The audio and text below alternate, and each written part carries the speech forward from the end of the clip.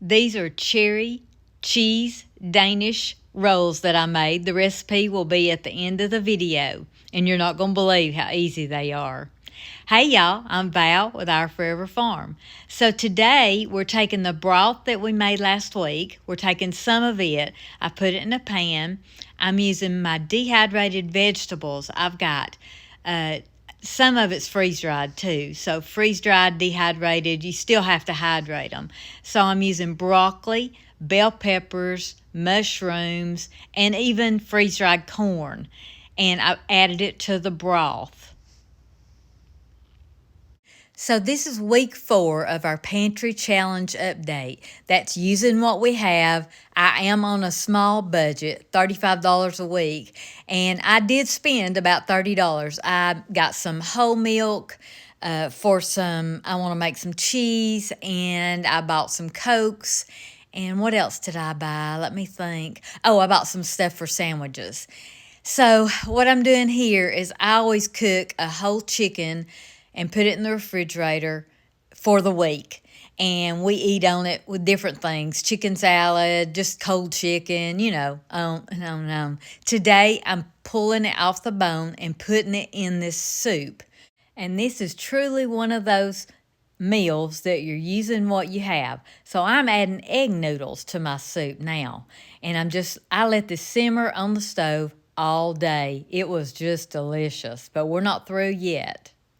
So the broth that I fixed, what I have left, I want to can, and I should have exactly enough for a canner full. So I'm just getting my things ready to can. I have the electric digital Presto canner, and it makes it really easy. So I'm just getting my things organized, my rings, my lids, my jars,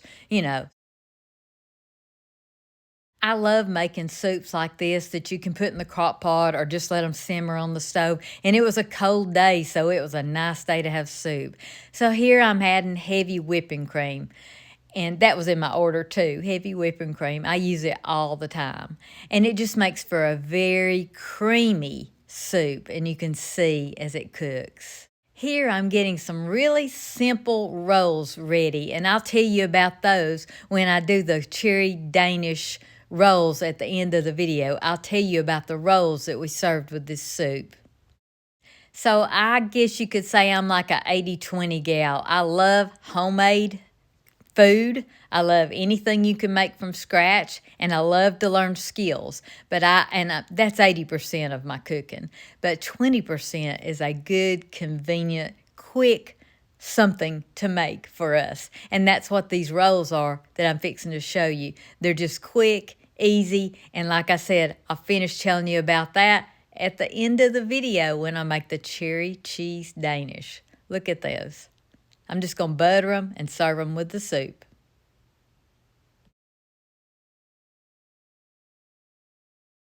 So what I'm doing here is I'm straining my broth that I cooked in the crock pot. I take carcasses of the chicken, any bones left that I used during the week, I put them in the crock pot or a roasting pan, and I cook them very low and slow for 24 to 36 hours. Then I strain everything. Now, I think I threw some celery in, some bay leaves, some onion, just different things like that. But I strain all that out. Then I heat my broth on the stove and put it in my clean jars and get it ready to can. So out of what I had in the crock pot, we are getting 7 pints of clear chicken broth. We're also getting that big pot of soup that I made. And you'll see a little bit later, I had extra soup. So what I'm doing is I'm putting this in my canner. I have the digital electric Presto canner. And here what I'm doing is that extra soup that I had, I'm putting it in 3 different containers, and I'm labeling what it is. And then when any of my girls come, I could just hand them a bowl of soup, and they've got a meal. I just freeze it in the freezer. Next, what I'm doing is I'm going to make a pie crust for a cherry pie. Now, I have my pie crust. I usually make several and put them in the freezer, and it takes about a day to thaw them out in the refrigerator. I have left it in for 2 days. So I just quickly roll it out and make a quick pie crust. And I had a can of cherry pie filling. So I added that to my pie crust. And then you can tell it's dark. It's nighttime. I'd already cut some of the lights out. And then I wanted to make a lattice pie. So I just cut some strips and put it on my pie. I even tried to get fancy and tried to cut out some little leaves. That didn't work too good, but I love the little pieces of dough when they're cooked. But this was a nice dessert for the week. So we ate it when it was warm right out of the oven, and then we ate it a couple of mornings. We like it for breakfast sometimes. We like something sweet every once in a while for breakfast. It was really good. And I even had one piece that I put in the freezer that I froze for a night when I don't have anything and Sweet Hunter is wanting something sweet. And if you're wondering about the pie crust, I do have a video on that, and I will link it in the description box. If you don't know where the description box is, it is right below the title. You'll see the word more. Click on more, and that leads you to the description box. That's where our address is. It's where any extra videos that I want to link will be in there, any extra recipes that we may have. If I had a recipe for that soup, I would put it in there, but honestly, I just used what I had. That's what the Pantry Challenge is all about. Here, what I'm doing is I just got some milk. Sometimes I do egg whites, sometimes I do egg yolks, and then sometimes I just wait till it's out of the oven, like right now, and put salted butter on it. As you can see, I'm a multitasker. I have several things going in the kitchen most of the time. So now my canner has cooled and I'm going to get my jars out. There's nothing that makes me prouder than when I can or freeze something. But I really like the idea of the canning because you can look on your pantry shelf and you can see it, and it just makes you so proud. I always, once it cools for 24 hours, I remove the rings and I label the jars with the date and what it is. So in this pantry challenge, we not only are using what we have, but we are filling our shelves back up. And you'll see that as we go along this pantry challenge. This is week 4. So far, I've spent less than $60 since December the 26th. So that makes me really proud. So this is another day, and what I'm doing is making our bread. This recipe makes 2 loaves. Sometimes I double it and freeze some. Today I'm just making 2 loaves, one for a friend, one for us. This is absolutely, to me, the best sandwich yeast bread that I've ever made. And I try to make it at least once a week. Sometimes I freeze it. I love to have things in my freezer, but right now we're trying to empty our freezer, so I want to see what I have. So it's very easy to make, and I'll link that video in the description box. Now you're going to wonder what I'm doing here. What I'm doing here is, y'all remember I'm learning sourdough? Well, I have discard, and I am intrigued with the discard recipes. And so this is a sourdough meatball recipe, and I've never done anything like this before. I haven't even made much sourdough bread, but these discard recipes just intrigue me. And what I'm doing in my meatloaf or my meatballs, I usually use oatmeal or a breadcrumbs, even flour sometimes, to bind that together with the egg. This time what I'm doing is using the sourdough discard, which is just flour and water, and it's going to work really well. So I've been really researching about the sourdough, and it's very, very healthy for you and good for you. So I really like using it. And I've read and saw people use it as, this is just my discard I'm putting all in one container. So I've saw that they thicken soups with it too. So I'm going to try that one day. You can use it as a thickener. Like I said, it's just flour and water with some good bacteria in it. Now we're back to my sandwich bread, and this is not sourdough, this is yeast bread. And I have to tell you that I'm not sure I'll switch sandwich breads from this to sourdough. I'm going to have to find a great sourdough recipe for sandwich bread if I do, because you cannot beat this right here, I'm telling you. It is just delicious. But when I get confident with the sourdough, I'll be sharing more and more. Right now, I'm just a beginner. I'm just learning, and I'm going to be experimenting, and I'll probably experiment right here with you. So here you can see me making my loaves. I just kneaded a little bit, and then I flatten it out. I don't use a dough roller. You can if you want to, and then I just roll it up. This is a beautiful, beautiful dough. It's easy to work with. I absolutely love it. If my kids hear that I'm making a big batch of bread and freezing it, believe me, I don't have a lot to freeze. They come and get it. They love it too. Speaking of those big batches that I make, I don't do a lot of batch cooking, but I do like to freeze things. Like I like to double recipes. My pie crust, I'll make several and put in the freezer.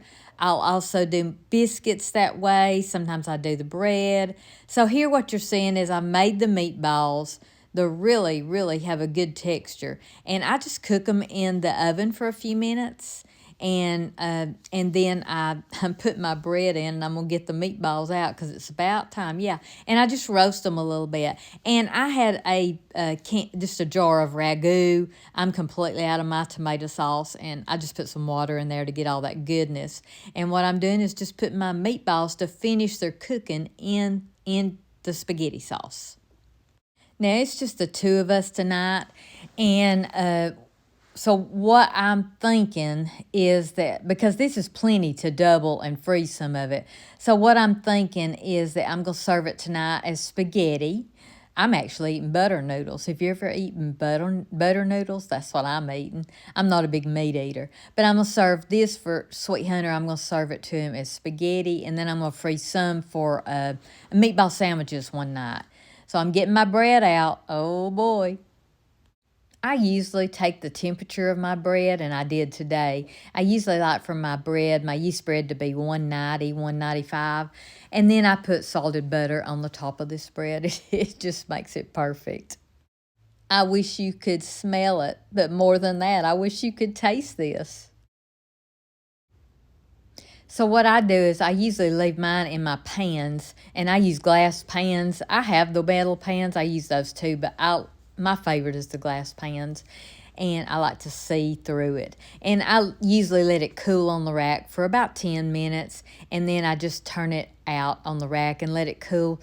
Oh, sometimes I let it cool an hour because it cuts so much easier when it's cool.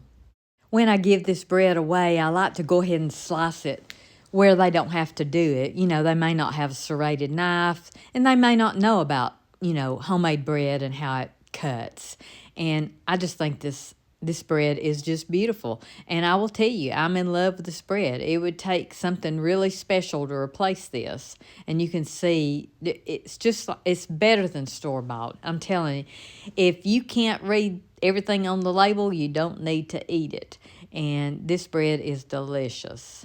So what I'm doing now is I'm using the last of my spaghetti noodles. I mean the last in the jar. And I'm finishing up this spaghetti. Don't those meatballs look good? It all smells really, really good. Sweet Hunter's going to love this, I think. So I drain my noodles, and I just quickly put them right back in the pan because I like just a little bit of that starchy water in my spaghetti. And so I'm just fixing his plate. And when I saw those noodles, I thought, nah, I'm eating butter noodles. I love butter noodles. All butter noodles is spaghetti noodles with butter, salt, and pepper. It's really, really good. Now, sometimes I use Parmesan, but sometimes I like to grate my cheese. And tonight I grated my cheese, and I gave him a couple of slices of hot homemade bread. Now, here what I'm doing, I'm just showing you that I am doing my sourdough. So my friend Julie taught me so much, but I always heard that you had to feed this every day, and that's why people gave up. But I learned that you don't have to feed it every day. You just put it in the refrigerator. Now, don't follow my instructions. I am just a beginner, but look it up. But I take out my discard, and now I'm feeding it the water and the flour. And then I'm just going to let it rise overnight, and then I'll put it back in the refrigerator until I bake again. So my sweet friend Julie that taught me how to do the sourdough, as much as I know right now. She gave me the measurements of the flour and the water and told me exactly what to do, so I'm following her instructions on this. And I'm really, really proud of what I've done so far, so I'm just going to let it rise overnight. This is some peanut butter candy I made. I'll link the video in the description box. And this morning we had eggs benedict, and I'm actually doing a video on that soon. This video is going to be a day late because I've got to make those cherry cheese Danish rolls in the morning. You're going to love this. I made these the other day. It's the next morning, but I wanted to make these for you today. So we're using crescent roll. We're using whipped cream cheese topping, but this is just some I had left over from the holidays, and you can use a cream cheese block and just soften it. And then of course from the cherry pie we had some leftover cherries, so we're gonna do this really quick. So the first thing I'm gonna add, I've got my oven preheated to 375, and I'm gonna add just a little bit of powdered sugar to the whipped topping. I don't have much whipped topping left. This is the whipped cream cheese topping. It's the morning and I'm just getting up, so stir this up. And I used the whipped only because I had it left over from the holidays, and we're trying to use it up, right? That's what the Pantry Challenge is all about. Use it up. I'm gonna open a can of these. If I can find the opening. All you need is the cream cheese, a little powdered sugar. You can add vanilla to it, and cherries, apples. I'm gonna do apples one day. Apples would be good, and crescent rolls. It's an easy little breakfast to make if you're wanting something sweet. So when you get the crescent rolls out, if I get them out, the triangles come in 2 rolls. So those are already cut. So I'm going to show you what I do. Let me throw this away. So I take 1/2 of these because it's just the 2 of us. If there was a bunch of us, I would do the whole can, but I'm not. And I cut them into 4 pieces, just like that.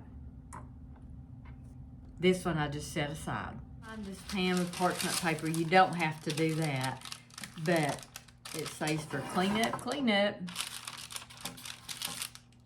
Remember when we used to sing that song when our kids were little? Clean up. Okay, so now what I do is I take a jar, a cup like what my Coke is in would be fine. Anything that has a bottom to it that you can press down. And then I take my hands and press these down like that.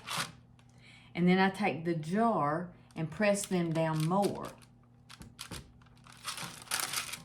And you can see that it's making a little cup.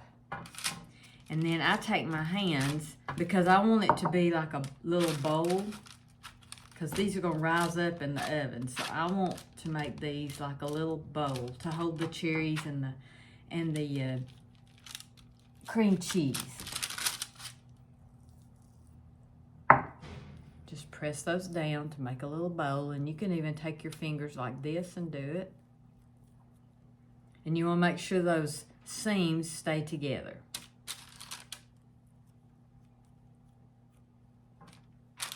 You can even do it just like this if you want to, but it kind of tears them apart. So what I'm going to do is just continue with my jar. So you have to be very careful, or it'll take those little seams apart. And you want to press those together and make a little bowl. Now we're going to bake these in the oven about halfway, so probably about 5 minutes.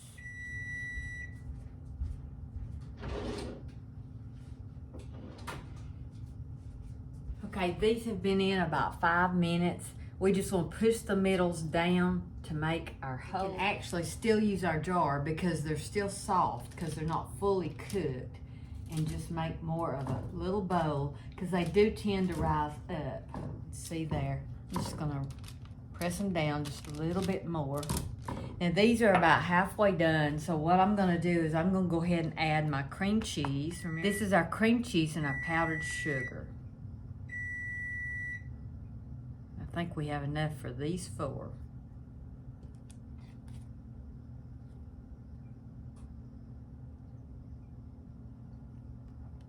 The reason you cook them halfway is because you don't want the cream cheese spilling out of the little crescent rolls. I mean, they're going to some extent, but, and then you also want the cream cheese a little bit warm. So there we go.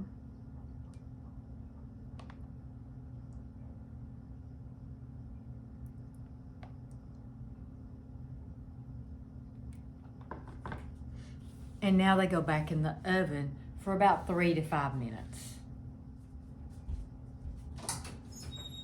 Let me remind you of Proverbs 31:27. She looketh well to the ways of her household. Wouldn't these make a beautiful Valentine's breakfast for your whole family or just the 2 of you? You can serve these warm right out of the oven like we're doing, or you can serve these room temperature. You can also plan ahead, make ahead, and freeze these, thaw out, and serve.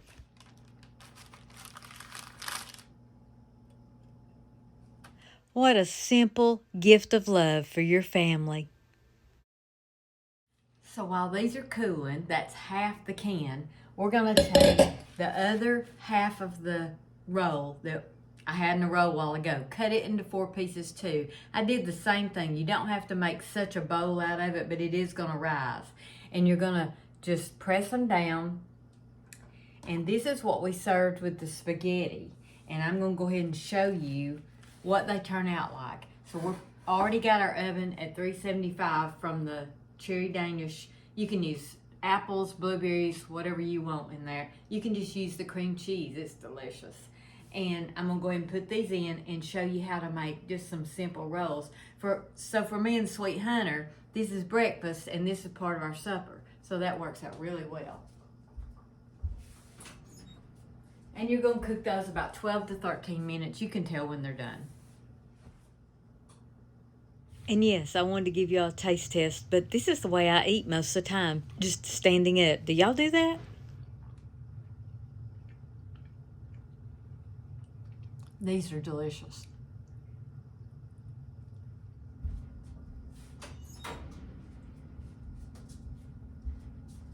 So there's your rolls. These crescent rolls were the triangles. You do not have to bake them just like it says. We have to think out of our box sometimes. Remember, I'm the 80-20 girl. Well, this is the 20, the convenience part. I love these. These are so good. They're hot too. I didn't put parchment paper under these because they weren't gonna make a mess. They're just rolls. Now I usually smother these in salted butter. Another thing you could do, even with the cherrycheesedanish, you could do a ham and cheese savory roll if you wanted to.